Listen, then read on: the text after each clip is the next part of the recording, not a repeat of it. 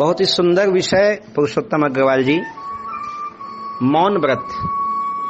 वैसे तो मौन के लिए सबसे बड़ी बात भगवान श्री कृष्ण योगेश्वर ने कही गीता में, मौनम चैवास्वी गुह्या नाम। हे अर्जुन, मैं बोलने वालों में मौन हूं। देखिए, अर्थात बोलने वाला जो बोले वो नहीं होता है, बोलने वाला वो होता है जो मौन रहे। गोस्वामी तुलसीदास जी ने इस मौन शब्द पे बहुत बातें कही। जब कोई किसी से प्रेम करता है, किसी से प्रीत करता है, निश्चल और निस्वार्थ प्रीत करता है, निर्मल प्रीत करता है, तो उसे इस जुबान से बोलने की जरूरत ही नहीं है। आंखें सब कुछ बयां कर देती है, जुबान तो हिलाने की जरूरत ही नहीं होती। वो सबसे बड़ा संभाषण होता है। बोलकर किसी चीज को कहा जाए, उससे बड़ा संभाषण होता है हृदय की भाषा, भावनाओं का वह मिलन, और आंखों ही आंखों से बात हो जाना, चेहरे के इशारे से बातें हो जाना। जैसे कोई कहे कि भगवान आपसे बोलता है क्या? अरे मैं तो श्याम सुंदर के आंखों में देखता हूं, तो उनकी आंखें मुझसे सब कुछ बोल लेती है और मैं अपनी आंखों से ही उनसे सारी बातें कर लेता हूं। मौनम चैवास्वी गुह्या नाम। रामचरितमानस में गोस्वामी तुलसीदास जी कहते हैं, गिरा अनयन नयन बिनु बारी। क्या रचना है तुलसीदास जी की, अद्भुत। गिरा अनयन नयन बिनु बारी, शब्दों का संयोजन देखिए, क्या लिखते हैं तुलसीदास जी। धन्य है भारत भूमि जिसने ऐसे अलौकिक लेखक को जन्म दिया। गिरा अर्थात जुबां, जुबां के पास देखने की शक्ति नहीं है। नयन बिनु बारी, नयन अर्थात आंखें, उसके पास बोलने की शक्ति नहीं है। जो देख रहा है वो बोल नहीं सकता, जो बोल रहा है उसने देखा नहीं है, कैसे बखान करें। जरूरी नहीं कि हर चीज बोला ही जाए। मैंने कहा ना, आंखों ही आंखों में बातें हो जाती है, केवल भाव से सब कुछ समझ में आ जाता है।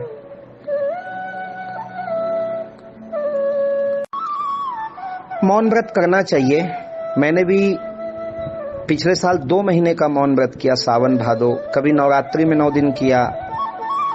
लेकिन मौन व्रत तभी करें जब आपको अनुकूल लगे, यदि आपको आपका कर्तव्य पुकार रहा है। देखिए, अभी मैं मौन व्रत हो जाऊं, ऑनलाइन सत्संग बंद हो जाए तो आप लोगों को बुरा तो लगेगा ना। मैं भी सोच रहा हूं कि नवरात्रि में 9 दिन मौन व्रत ले लूं। आप लोग बताएं, मौन व्रत करूं या ना करूं? तो जरूर आप कहेंगे कि मैं मौन व्रत ना करूं, क्योंकि मौन व्रत रहूंगा तो मैं अपनी आत्मिक शांति तो प्राप्त कर लूंगा, मैं अपने हो सकता है कुछ साधना भी कर लूं। लेकिन स्वामी विवेकानंद जी कहते हैं, जो दूसरों के काम ना आए वह साधना व्यर्थ है, और जो दूसरों के दुख ना मिटाए वह पूजा व्यर्थ है। मुझे ऐसी साधना नहीं चाहिए।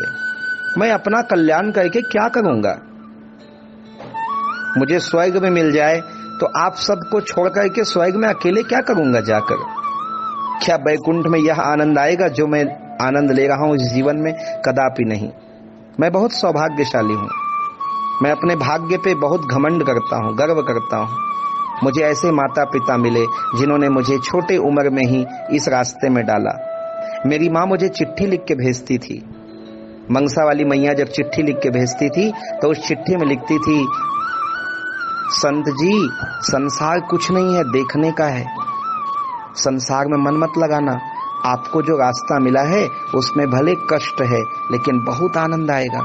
आज मैया की वो लिखी हुई एक एक लाइन मुझे अक्षरशः याद है। कुछ चिट्ठियां तो आज भी मेरे पास है। तो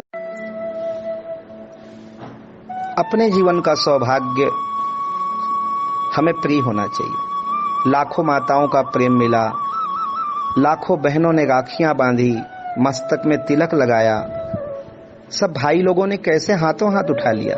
मुझे कहने की देरी थी पुरुषोत्तम मास करना है, 1100, 5100 देने वालों की देखिए लाइन लग गई है। अभी हम कल सचिव महोदय लहरे जी से बात कर रहे थे कि कुछ कमी हो जाएगी कथा में। लहरे जी बोले, चिंता की जरूरत नहीं है, एक बार बोल देंगे, जो कमी होगी दोबारा से कह के भी पूरा कर दिया जाएगा। ऐसे साथ देने वाले भगवान शिव स्वरूप मेरे गुरुदेव मुझे प्राप्त हुए, जिनकी कृपा दृष्टि से मैं आज मिट्टी से घड़ा बन गया। पाटेश्वर धाम जैसा पवित्र धाम मुझे मिल गया। इतना सुंदर ऑनलाइन सत्संग, बाबा जी की पाती कार्यक्रम, उसको बनाने और चलाने वाले लोग, मैं क्या कहूं। कुछ ऐसे भी हैं जिनको गिरा अनयन नयन बिन बारी, उनका नाम नहीं ले सकता, जो मुझे मिले, जिन्होंने मेरे जीवन में रंग भर दिया। ममता, प्रेम, करुणा, वात्सल्य जीवन में भर भर के मुझे दिया। भोपाल वाली मम्मा, दिल्ली वाली ब्रह्मलीन माँ, मेरी बहना और सभी, तो आप सबको मैं ये कहना चाह रहा हूं कि ये इतना सौभाग्य से मिला जीवन, इसे अच्छा जियो, सबके कल्याण में लगाओ, सबके खुशी के लिए लगाओ। क्या अपने लिए कमाना, अपने लिए मैं स्वर्ग जाऊंगा, मैं बैकुंठ जाऊंगा। मौन व्रत आवश्यक नहीं है, लेकिन इंसान को मौन रहना चाहिए। दिन भर में ऐसा समय बनाइए जिसमें आप मौन रह सको। 1 घंटे मौन रहिए, आधे घंटे मौन रहिए। सुबह पूजा करने के समय आधे घंटे मौन, भोजन करने के समय 20 मिनट मौन रहिए। ऐसा कुछ नियम बनाना चाहिए।